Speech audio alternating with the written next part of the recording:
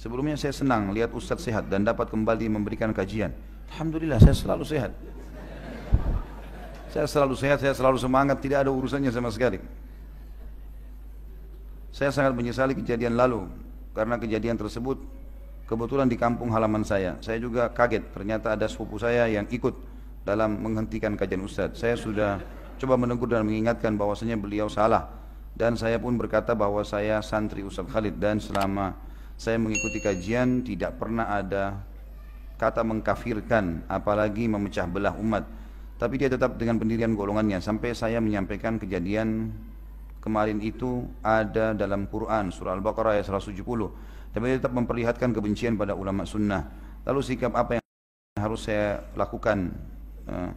Apalagi saya harus benci dia karena Allah Azza wa Jalla. Pertama sekali teman-teman sekalian, saya pribadi, tidak usah antum, saya pribadi tidak merasa ada masalah di situ.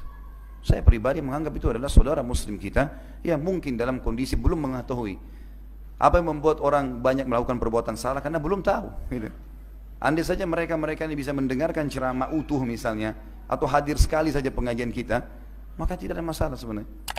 Cuma ini kebanyakan mereka terbawa arus emosional, dan begitulah syaitan bermain ya, menggoda manusia sehingga akhirnya memusuhi saudaranya muslim tanpa sebab ya. Makanya saya menanggapnya dengan hal yang biasa sekali. Saya menganggap pengurus masjid meminta pada saat itu untuk menghentikan pengajian, saya mengatakan saya nggak ada masalah. Di masjid yang hadir ribuan orang, di depan masjid yang demo 50 orang. Kalau saya mau gunakan masa yang ada, berhentiin maka selesai urusannya. Tapi apa itu keputusan bijak? Apakah kita harus balas kebodohan dengan kebodohan, kesalahan dengan kesalahan, kelalaian dengan kelalaian? Tentu tidak.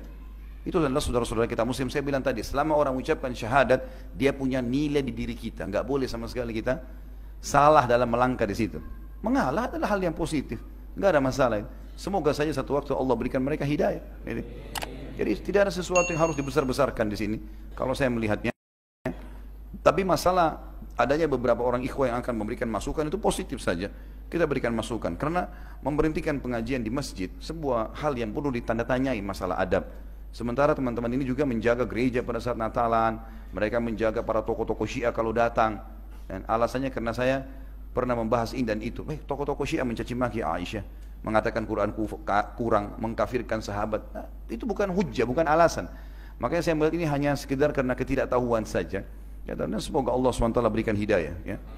Dan insya Allah tidak akan pernah diangkat derajat seorang hamba tanpa ada ujian. Kalau kita mau naik kelas harus diuji dulu. Ya. Lulus nggak gitu? Kalau orang dengan emosional, dengan amarah, maka tidak lulus itu.